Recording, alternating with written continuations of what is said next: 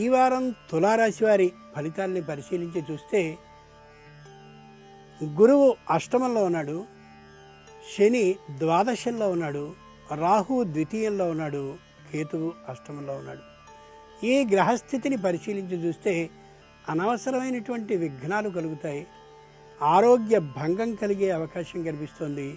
చిత్తా నక్షత్రం వారికి ఏ పని ప్రారంభించినా ఈ వారం ఎందుకో విఘ్నం కలుగుతూ ఉంటుంది. అది శాశ్వత విఘ్నం మాత్రం కాదు, ఈ వారానికి మాత్రమే పరిమితం.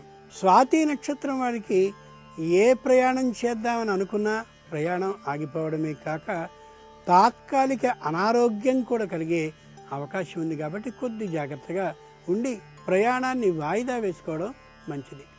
విశాఖ నక్షత్రం వాళ్ళు వర్తమానం నుంచి భూతంలోనికి వెళ్ళి అలా ఆలోచిస్తూ అనవసరమైనటువంటి మానసిక ఆందోళనని, అభద్రతాభావాన్ని పొందుతారు. కాబట్టి వెనక్కి వెళ్ళి ఆలోచించకపోవడం చాలా మంచిది. దైవపరంగా అయితే శ్రీ ఆంజనేయ స్తుతిని చేయడం మంచిది. సేవాపరంగా అయినట్లయితే అవసరమైనటువంటి వారికి మన ఇంట్లో అనవసరమైనటువంటి పాత్రలు ఏవైనా ఉంటే వాటిని దానం చేయడం చాలా మంచిది. ఇక ఈ వారం ఈ రాశివారు ఆరోగ్య పరీక్షలు చేయించుకోవడం అత్యవసరం.